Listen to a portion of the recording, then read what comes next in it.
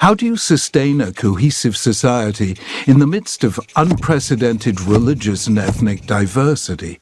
How, in an age of mass migration, do you integrate minorities without destroying their identity or losing yours? That's a key issue facing the West today. So let's look at how societies have dealt with it in the past and where they went wrong. The first was the way Britain and other European countries did it in the 19th century. I call it the country house model. Imagine 100 immigrants turn up in the English countryside at the gate of an enormous country house. The owner of the house, an aristocrat, greets the new arrivals with a warm and welcoming smile. "How good to see you," he says. "There are 100 of you. I have at least 100 spare rooms.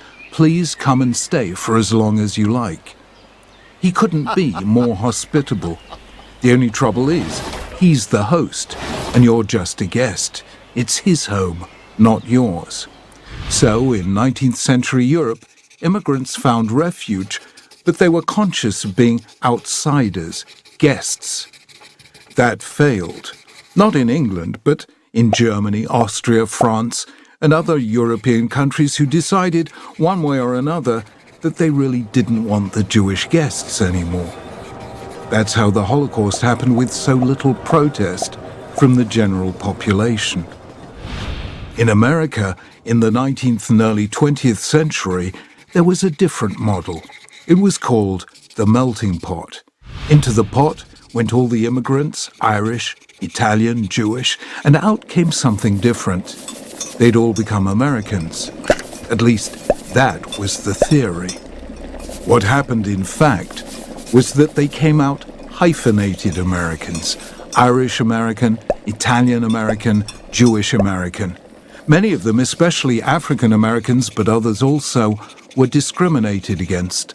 So rather than a single national identity, you had lots of jangling interest groups. The American motto was a pluribus unum, out of the many, one.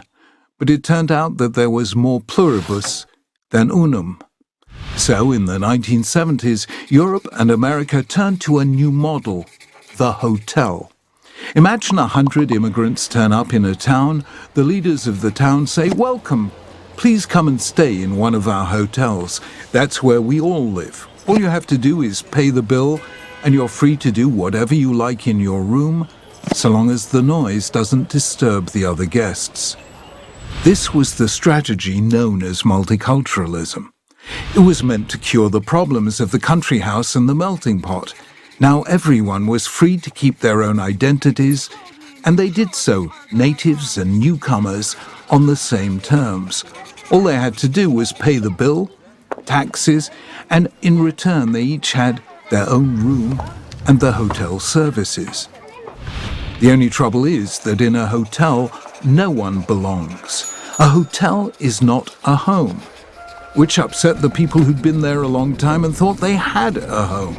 It was also disastrous for any sense of collective identity. Hotel guests don't constitute a community.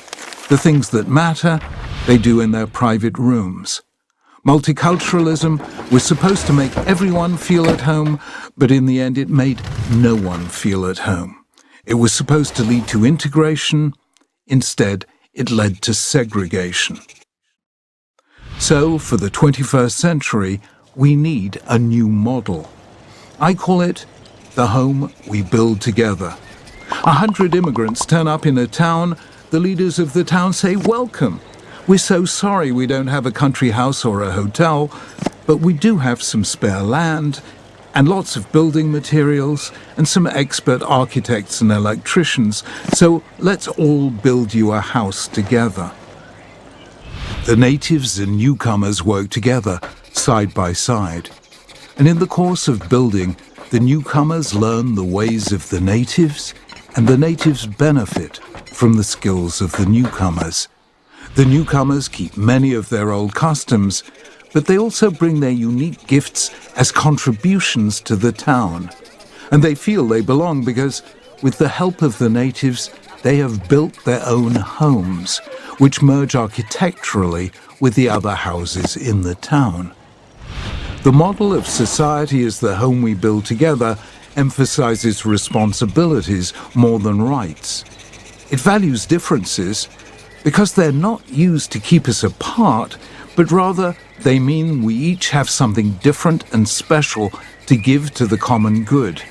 The town grows because of all the new food and music and fashions the newcomers bring to the town square, and the natives still feel at home because the newcomers respect their way of doing things. That is integrated diversity. It's so much better than the country house, the melting pot, and the hotel, because building leads to belonging. When we build, we bond. Society is the home we build together.